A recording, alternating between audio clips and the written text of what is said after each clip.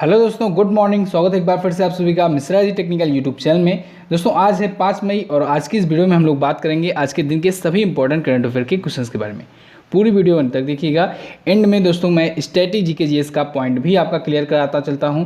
और आज की स्टैटिक जीके जीएस के पोर्शन में हम लोग बात करेंगे ब्रह्मपुत्र नदी तंत्र की। तो आज हम लोग ब्रह्मपुत्र नदी और इससे रिलेटेड जितने भी एग्जाम में आपके क्वेश्चन बन सकते हैं उनको हम लोग कवर अप करेंगे। जैसे कि आप लोगों ने देखा पिछली वीडियोज़ में हमने सिंधु नदी तंत्र को अच्छे से पढ़ा, उसके बाद गंगा नदी तंत्र को अच्छे से पढ़ा। अब हम लोग बात करेंगे ब्रह्मपुत्र नदी तंत्र के बारे में। तो वो वीडियो के एंड में होगा, इसलिए वीडियो आपको एंड तक देखनी है ध्यान से। चलिए अब बात करते हैं दोस्तों लास्ट डे के क्वेश्चंस की। लास्ट डे का पहला क्वेश्चन मैंने आपसे पूछा था, संयम ऐप किस नगर निगम ने लॉन्च किया? तो इसे पुणे नगर निगम ने लॉन्च किया था। अगला था, कोविड-19 संक्रमण को रोकने के लिए ऑपरेशन शील्ड किसने लॉन्च किया? तो दिल्ली ने लॉन्च किया था इसे। इन दोनों क्वेश्चंस के बारे में जिन लोगों ने डिटेल में और करेक्ट आंसर किया है उन सबसे पहले 15 लोगों के नाम मैं आपको वीडियो के एंड में बताऊंगा। चलिए दोस्तों अब बात करते हैं आज के दिन के पहले क्वेश्चन की। पहला क्वेश्चन है, राज्य के सभी नागरिकों को मुफ्त में इलाज सुविधा देने वाला पहला राज्य कौन बना? तो बन गया है महाराष्ट्र। महाराष्ट्र दोस्तों महात्मा ज्योतिबा फुले जन आरोग्य योजना के तहत अब राज्य के 100% पब्लिक को, राज्य के जितनी भी वहाँ की पॉपुलेशन है सभी को फ्री में मेडिकल ट्रीटमेंट प्रोवाइड कराएगा। इस अनाउंसमेंट के साथ ही दोस्तों महाराष्ट्र बन गया है हमारे भारत का पहला ऐसा राज्य जो अपने राज्य के सभी लोगों को फ्री में या कहें कैशलेस इंश्योरेंस सर्विस प्रोवाइड कर रहा है।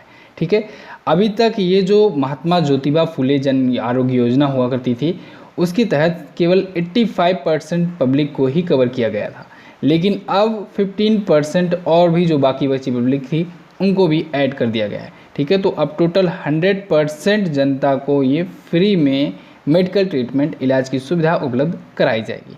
क्लियर है? अब आया है महाराष्ट्र। तो मैप में देख लीजिए, ये रहा महाराष्ट्र। मुंबई है यहाँ की राजधानी। उद्धव ठाकरे शिवसेना पार्टी से यहाँ के हैं चीफ मिनिस्टर। गवर्नर हैं भगत सिंह कोश्यारी जी। महाराष्ट्र के हाईकोर्ट का नाम है बॉम्बे हाईकोर्ट और इसके चीफ जस्टिस हैं वर्तमान में दीपांकर दत्ता। अभी हाल ही में कुछ ही दिन पहले ये नियुक्त किए गए थे। महाराष्ट्र देख लीजिए मैप में दोस्तों, ये किससे किससे अपना ये बॉर्डर शेयर कर रहा है। तो महाराष्ट्र से गुजरात अलग हुआ था 1 मई 1960 को। तो 1 मई को गुजरात और महाराष्ट्र दिवस भी मनाया जाता है, इसे भी आप लोग ध्यान रखेंगे। मई मंथ ही चल रहा है। ठीक है, तो ये गुजरात से अपना बॉर्डर शेयर करता है, मध्य प्रदेश से अपना बॉर्डर शेयर करता है, छत्तीसगढ़ से, तेलंगाना से, कर्नाटका से और ये रहा गोवा से भी अपना ये बॉर्डर शेयर करता है। क्लियर है? बिल्कुल। महाराष्ट्र में दोस्तों विधानसभा सीटों की संख्या है 288+1 यानी 289। राज्यसभा में 19 सीटें यहाँ से जाती हैं, लोकसभा में 48 सीटें, दूसरी सबसे ज़्यादा सीटें यहाँ से जाती हैं। चलिए अगला देखते हैं। नेक्स्ट है, हाल ही में एचडीएफसी बैंक द्वारा लॉन्च किए गए हम हार नहीं मानेंगे गाने को किसने गाया है? तो अभी हाल ही में दोस्तों एचडीएफसी बैंक ने एक सॉन्ग रिलीज़ किया है, हम हार नहीं मानेंगे। ये सॉन्ग को गाया है दोस्तों AR रहमान जी ने और इस सॉन्ग को लिखा है प्रसून जोशी ने। एक्चुअली में ये जो गाना है ये रिलीज़ किया गया है क्योंकि देश भर में लॉकडाउन चल रहा है तो लोगों में निराशा आती जा रही है। तो लोगों में एक होप जनरेट करने के लिए, आशा बनाए रखने के लिए ये सॉन्ग रिलीज़ किया गया है कि हम हार नहीं मानेंगे। ठीक है, तो AR रहमान जी ने इसे गाया है और लिखा है प्रसून जोशी ने। अच्छा, साथ ही में HDFC बैंक ने एक और अनाउंसमेंट किया है। उसने कहा है कि जितने लोग सोशल मीडिया पे इस सॉन्ग को शेयर करेंगे उतने लोग यानी पर शेयर पर 500 रुपीज़ वो PM केयर्स फंड में डोनेट करेगा HDFC बैंक। तो इसे भी आपको ध्यान में रखना है। ठीक है, चलिए अब HDFC ने अभी कुछ ही दिन पहले एक और कैंपेन शुरू किया था। वो सोशल डिस्टेंसिंग को बढ़ावा देने के लिए शुरू किया गया था। वो था HDFC बैंक सेफ्टी ग्रिड। क्या था? HDFC बैंक सेफ्टी ग्रिड नाम का एक कैंपेन था। क्लियर है? अब आया है HDFC बैंक, तो इसके बारे में भी जानिए। HDFC बैंक की स्थापना हुई दोस्तों 1994 में। इसका हेडक्वार्टर है मुंबई में और वर्तमान में इसके MD हैं आदित्य पुरी जी। नेक्स्ट बात करते हैं। अगला है, हाल ही में CAIT ने किस नाम से एक राष्ट्रीय ई-कॉमर्स मार्केट प्लेस लॉन्च करने की घोषणा की? तो अभी हाल ही में CAIT यानी confederation of all India traders यानी अखिल भारतीय व्यापारी परिसंघ ने एक राष्ट्रीय ई-कॉमर्स मार्केट प्लेस लॉन्च करने की घोषणा की है जिसका नाम होगा भारत मार्केट। क्या नाम होगा? भारत मार्केट। ये जल्द ही लॉन्च किया जाएगा दोस्तों और जितने भी खुदरा व्यापारी हैं वो सभी व्यापारी इससे जुड़ सकेंगे। एक ई-कॉमर्स मार्केट प्लेस होगा ये, तो बहुत ही जल्द ये लॉन्च किया जाएगा और इससे दोस्तों होम डिलीवरी की भी सुविधा प्रोवाइड की जाएगी। यानी कि समझ लीजिए जैसा कि आप लोग अमेज़ॉन फ्लिपकार्ट का यूज़ करते हैं सेम वैसा ही कुछ ये भी होगा। ठीक है। तो जैसे कि आप लोग देख रहे हैं दोस्तों, भारत धीरे धीरे सेल्फ डिपेंडेंट होने की पूरी कोशिश कर रहा है और होना भी चाह रहा है। और जैसा कि हमारे प्रधानमंत्री नरेंद्र मोदी जी ने भी अभी कुछ ही दिन पहले कहा था कि ये कोरोना वायरस हम लोगों को बहुत सीख देकर जाएगा और इससे हमें सीख लेने की ज़रूरत है। हम लोग को सेल्फ डिपेंडेंट होने की ज़रूरत है, ठीक है। किसी अदर कंट्री पर डिपेंड नहीं होना है, क्योंकि ऐसे सिचुएशंस में जब हम लोग देख रहे हैं कोरोना वायरस महामारी पूरे विश्व में फैली हुई है, पूरी दुनिया से इंपोर्ट एक्सपोर्ट बंद हो चुका है लगभग में एकदम से, तो ऐसे में सेल्फ डिपेंडेंट होना ही ज़रूरी है। अगर हम लोग ऐसा रहेंगे तो आगे आने वाली आपदाओं से हम लोग अच्छे से लड़ सकेंगे। चलिए नेक्स्ट बात करते हैं। हाल ही में लोकपाल के किस सदस्य का कोविड-19 की वजह से निधन हो गया? तो अभी हाल ही में दोस्तों लोकपाल के ही एक सदस्य अजय कुमार त्रिपाठी जी, न्यायमूर्ति अजय कुमार त्रिपाठी जी का कोविड-19 की वजह से निधन हो गया है। कोरोना वायरस की वजह से इनका निधन हुआ है और भारत में अभी तक दोस्तों किसी भी बड़ी हाई प्रोफाइल की ये कोरोना वायरस से पहली मौत है। ये पटना हाई कोर्ट के चीफ जस्टिस भी रह चुके हैं। अभी करंटली ये लोकपाल के एक सदस्य के रूप में यानी अम्बुड्समैन के एक सदस्य के रूप में वर्क कर रहे थे, ठीक है। अच्छा, लोकपाल आया है तो हम लोग लोकपाल के बारे में जान लेते हैं। इस पर मैंने आपको एक डेडिकेटेड वीडियो दी हुई है, बहुत ही अच्छे से, बहुत ही डिटेल में उसमें मैंने समझाया हुआ है। आप लोग जाइएगा एप्लीकेशन पर। आप लोग को जब भी कोई भी वीडियो आपके दिमाग में आए कि इसकी वीडियो होनी चाहिए या इसकी वीडियो हमें ज़रूरत है, तो आप लोग MZT ऐप ओपन किया कीजिए। MZT ऐप ओपन करने के बाद उसमें सर्च का ऑप्शन बना हुआ है, वहाँ पर आप लोग वॉइस सर्च का भी ऑप्शन लगा है, आपको लिखना भी नहीं पड़ेगा। आप लोग बोलेंगे नाम उस वीडियो का तो 90% चांसेस है आपको जो वीडियो चाहिए, चाहे जो भी वीडियो हो GKGS की, आपको वो वीडियो वहाँ पर मिल जाएगी। तो ऐसे ही दोस्तों हम लोगों ने अम्बुड्समैन पर भी वीडियो में जाना है डिटेल में। कुछ बेसिक पॉइंट मैं आपको बता दे रहा हूँ। जैसे जो भारत का लोकपाल होता है वो भ्रष्टाचार को रोकने के लिए नियुक्त किया जाता है और इसकी नियुक्ति भारत के राष्ट्रपति करते हैं, ठीक है। पिनाकी चंद्र घोष जी यानी PC घोष जी भारत के पहले लोकपाल के अध्यक्ष हैं और ये दोस्तों वर्तमान में भी हैं, यानी वर्तमान में और पहले, क्योंकि अभी 2019 में ही मार्च में ही लोकपाल की शुरुआत हुई या स्थापना हुई, ठीक है। क्योंकि इसके बारे में अगर जब आप वीडियो देखेंगे तो डिटेल पता ही लग जाएगी कि इसके लिए बहुत बार प्रस्ताव पारित किए गए, लेकिन वो पूरी तरीके से कानून बन नहीं पा रहा था। फाइनली 2019 में ये कानून बन गया, लोकपाल एक नया विभाग बना और उसके बाद 2019 के बाद से ये संचालित है, ठीक है। तो पिनाकी चंद्र घोष जी पहले लोकपाल के अध्यक्ष बनाए गए और उनके अंदर में दोस्तों 8 सदस्य काम करते हैं। उन्हीं 8 सदस्य में दोस्तों एक सदस्य थे अजय कुमार त्रिपाठी जी, जिनका अभी हाल ही में निधन हो गया। आपको चौथा ऑप्शन दिख रहा होगा, ठीक है। तो आपको इसमें ये भी दिख रहा है 4 जुडिशियल मेंबर्स होते हैं, 4 नॉन जुडिशियल मेंबर्स होते हैं। ये सारी चीज़ें आप वीडियो देखोगे तो बहुत ही अच्छे से आपको समझ में आ जाएगी। क्लियर है बिल्कुल। चलिए नेक्स्ट बात करते हैं। अगला है न्यूजीलैंड द्वारा ANJ international one day cricketer of the year award किसे दिया गया?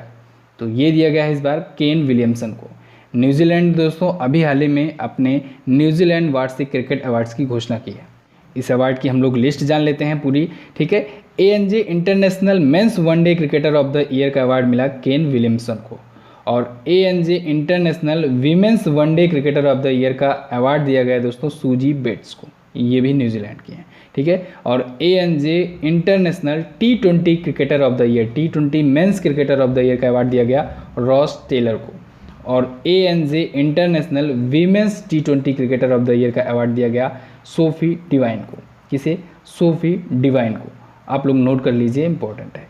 तो न्यूजीलैंड ने अपने अवार्ड्स की घोषणा की थी, उसके अकॉर्डिंग ये चारों अवार्ड दिए गए। नेक्स्ट बात करते हैं। अगला है किस देश ने गेंद को चमकाने के लिए लार और पसीने के इस्तेमाल पर प्रतिबंध लगाया? तो अभी हाल ही में दोस्तों ऑस्ट्रेलिया ने घोषणा की है कि गेंद को चमकाने के लिए, आप लोग देखते होंगे ना, जो बॉलर होते हैं, मैक्सिमम बॉलर्स या फील्डर जो होते हैं, वो गेंद को चमकाने के लिए, उसमें शाइनिंग लाने के लिए लार का या पसीने का यूज़ करते हैं, ठीक है, उसको रगड़ते भी हैं। तो इसका यूज़ करने पर, यानी कि लार और पसीने का यूज़ करने पर बेसिकली मना कर दिया है, पूरी तरीके से बैन लगा दिया है ऑस्ट्रेलिया ने। क्यों? क्योंकि दोस्तों इससे कोरोना वायरस के संक्रमण का खतरा है, कोरोना वायरस फैल सकता है। इस वजह से ऑस्ट्रेलियन इंस्टीट्यूट ऑफ स्पोर्ट ने डॉक्टर्स की सलाह पर आकर मान करके इस पर बैन लगा दिया है, ठीक है। अब आया है ऑस्ट्रेलिया। तो मैप में देख लीजिए, ये रहा ऑस्ट्रेलिया। ऑस्ट्रेलिया महाद्वीप दोस्तों सबसे छोटा महाद्वीप है, सबसे छोटा कॉन्टिनेंट है, इसे भी याद रखना है। राजधानी यहाँ की कैनबरा, ऑस्ट्रेलियन डॉलर यहाँ की करेंसी है, पार्लियामेंट है यहाँ की संसद का नाम। स्कॉट मॉरिसन दोस्तों 30वें प्राइम मिनिस्टर हैं ऑस्ट्रेलिया के। नेक्स्ट बात करते हैं। अगला है हाल ही में किसने UV डिसइंफेक्शन टावर विकसित किया? तो अभी हाल ही में दोस्तों DRDO ने, defence research and development organisation ने ultra violet disinfection tower develop किया है। इसका नाम है UV ब्लास्टर। क्या नाम है? UV ब्लास्टर नाम का ये एक डिसइंफेक्शन टावर है। इससे क्या होगा? ये बेसिकली दोस्तों एक प्रकार का ultra violet based area sanitising होगा, ठीक है, एरिया सैनिटाइजर होगा, और ये केमिकल फ्री सैनिटाइजर का काम करेगा, और वो भी तेज़ी से, रैपिडली, ठीक है। तो इसे DRDO की एक laser science and technology centre है दिल्ली में, संस्था इसकी स्थित है, DRDO की ही संस्था है, तो उसने डेवलप किया है। क्लियर? अब आया है DRDO, तो हम लोग DRDO के बारे में जान लेते हैं। DRDO की स्थापना हुई 1 जनवरी 1958 को। अब स्थापना 1 जनवरी को हुई थी, इस वजह से 1 जनवरी को मनाया जाता है DRDO स्थापना दिवस। नई दिल्ली में इसका हेडक्वार्टर है। जी सतीश रेड्डी जी हैं वर्तमान में इसके अध्यक्ष। DRDO जैसी कई संस्थाएं जो भारत में हैं, इस पर मैंने आपको डेडिकेटेड वीडियो दी हुई हैं। भारत की जितनी भी एजेंसियां हैं, भारत की जितनी खुफिया एजेंसियां हैं, उन पर भी वीडियो आपको मिली है, तो आप लोग उसे भी एप्लीकेशन से जाकर के देख सकते हैं। नेक्स्ट बात करते हैं। अगला है, हाल ही में किस मंत्रालय ने दस्तरस कलेक्शन नामक पोर्टल लॉन्च किया? तो अभी हाल ही में दोस्तों कृषि मंत्रालय ने दस्तरस कलेक्शन नाम का एक पोर्टल लॉन्च किया है।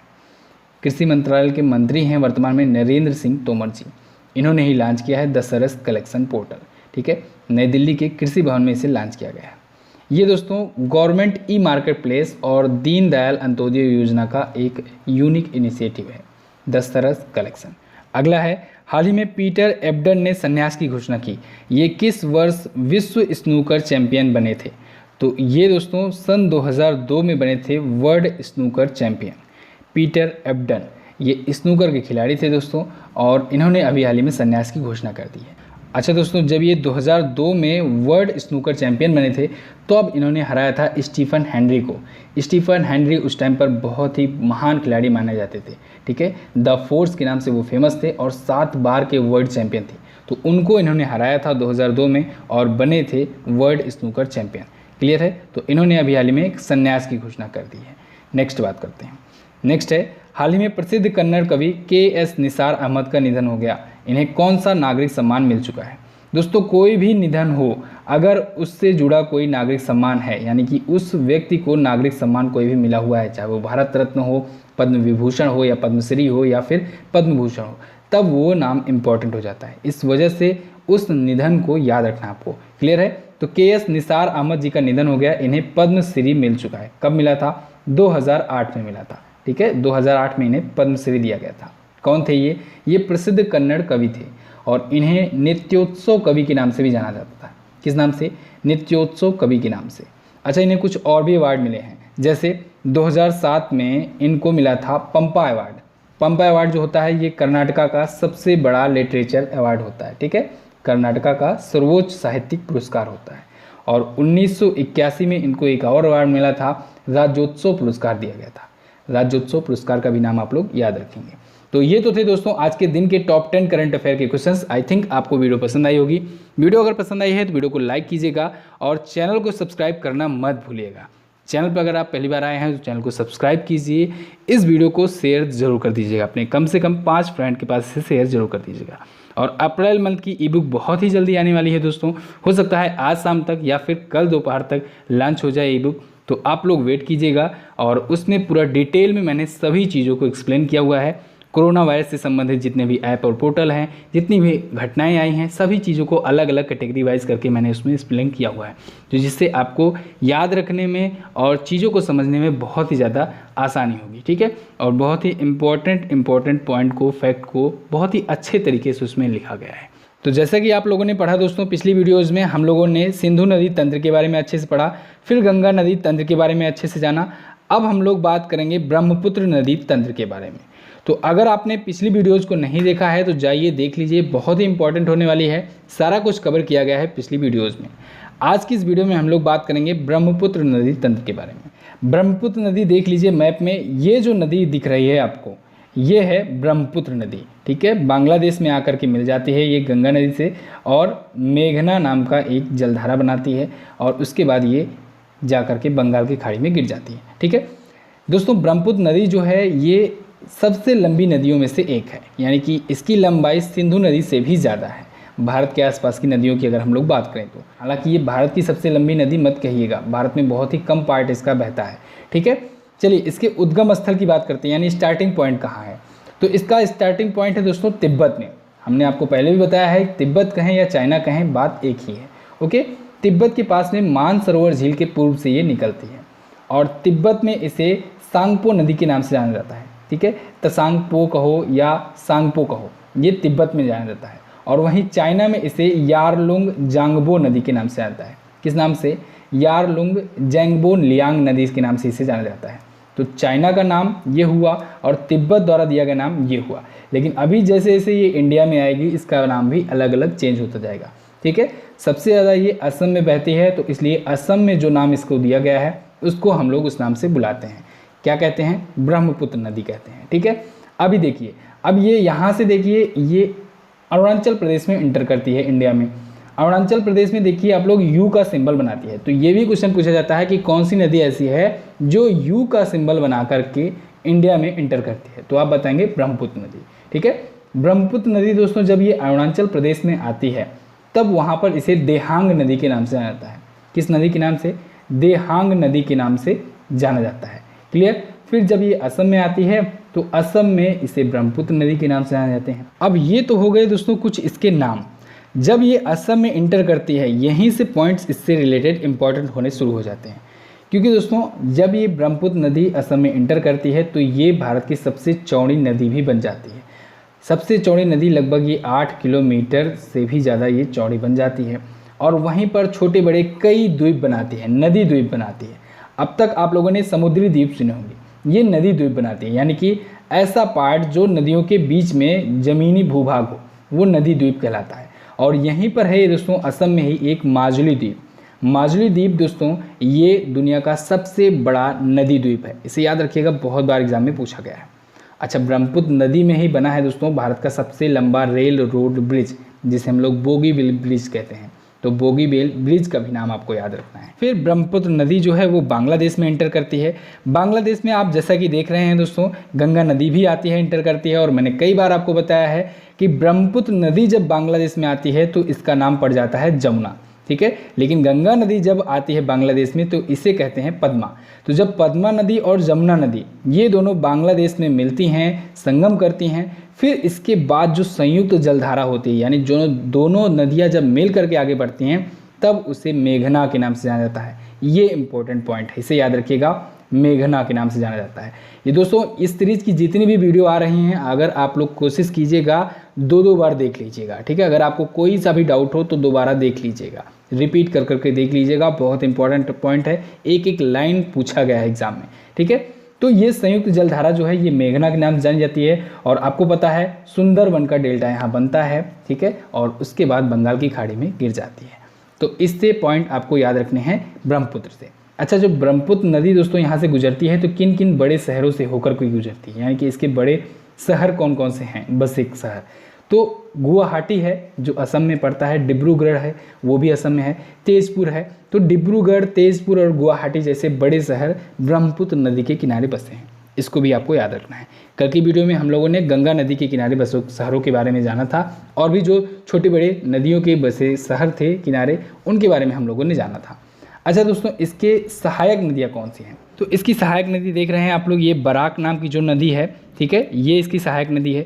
तीस्ता जो नदी है ये भी इसकी सहायक नदी है, ये भी आकर के यहाँ पर मिलती है। ठीक है, और यहाँ पर देख रहे हैं आप सबानसिरी नदी है और भी छोटी बड़ी कई नदियाँ हैं, वो ब्रह्मपुत्र नदी की सहायक नदियाँ कहलाती हैं। ठीक है, तो ये तो था दोस्तों ब्रह्मपुत्र नदी से रिलेटेड क्वेश्चंस। आई होप आपको ये तीनों नदी तंत्र समझ में आ गए होंगे, एक सिंधु नदी जल तंत्र, एक गंगा नदी तंत्र और एक ब्रह्मपुत्र नदी तंत्र। ठीक है, ये तीनों नदी तंत्र आते हैं हिमालयी नदियों के बारे में। अब हम लोग बात करेंगे प्रायद्वीपीय नदियों के बारे में, वो जानेंगे हम लोग अगली वीडियोज़ में। आप लोग थोड़ा थोड़ा करंट अफेयर के साथ साथ स्टैटिक जीके जीएस का भी डोज लेते चलिए, आपका बहुत ही अच्छे से प्रिपरेशन होता चलेगा। देखिए आपको नॉलेज की ज़रूरत है, आपको ज़रूरत है एग्ज़ाम देने की। एग्ज़ाम में ये नहीं देखा जाएगा कि आप कहाँ से या कितना किस प्रकार से पढ़े हो, आपको नॉलेज होना चाहिए। ठीक है, तो इस वजह से आप लोग नॉलेज इकट्ठा करो बस, चाहे जैसे, चाहे जहाँ से, चाहे जिस प्रकार से। तो आई होप दोस्तों आपको आज काफ़ी कुछ सीखने को मिला होगा। इस वीडियो से आपको करंट अफेयर और स्टैटिक जीके जीएस दोनों पढ़ाया जा रहा है। इतनी ज़्यादा मेहनत हो रही है, इस वजह से वीडियो को आप लोग शेयर जरूर कीजिएगा। इन दोनों क्वेश्चंस को आप लोग जल्दी से आंसर कर दीजिए, डिटेल में आंसर कीजिएगा, कोशिश करिएगा टॉप 15 में आने की। और हाँ दोस्तों, आप लोग कोई भी शॉर्टकट मत यूज किया करो, मैं लास्ट वार्निंग दे रहा हूँ। अगर आप ऐसा करते हो तो मैं ये नाम लेने वाला जो भी सिस्टम है इसे बंद कर दूंगा। बहुत ज़्यादा शिकायतें आ रही हैं, बहुत लोग ट्रिक अपना रहे हैं, मैं सबके नाम जानता हूँ जो लोग भी शॉर्टकट ट्रिक को अपनाते हैं, लेकिन आप लोग ऐसा मत किया करो, नहीं तो मजबूरन मुझे ये सिस्टम बंद करना पड़ेगा, क्योंकि ऑलरेडी इससे टाइम जाता है, 1 से 2 मिनट लास्ट का बढ़ जाता है। तो आप लोग प्लीज़ इसे ऐसा मत किया करो, ठीक है। चलिए बात कर लेते हैं टॉप 15 लोगों के नाम की जो कल की वीडियो से आए हैं। उनके नाम है रविशंकर, चंद्रकेतु कुमार, नरेंद्र मीना, पूजा चौधरी, गुरुदेव यादव, ज्योति पचौरी, साबिर आलम, नेहा जायसवाल, गुड्डू कुमार, जय चौधरी, शांति प्रिया, अवंतिका सिंह, वंदना अग्रवाल, राजीव कौर और संगीता रावत। इतने लोगों ने डिटेल में आंसर किया है। तो दोस्तों इस वीडियो में बस इतना ही। कैसी लगी आपको वीडियो आप लोग कमेंट करके हमें जरूर बताइएगा। वीडियो अगर अच्छी लगी है तो लाइक करके हमारा उत्साह बढ़ाइए। साथ ही इन दोनों इंपॉर्टेंट वीडियोस को जरूर देख लीजिएगा और आने वाली वीडियोस का नोटिफिकेशन पाने के लिए सब्सक्राइब करके बेल आइकन को जरूर दबाएं। मिलते हैं किसी अन्य वीडियो में, तब तक के लिए नमस्कार, जय हिंद, वंदे मातरम।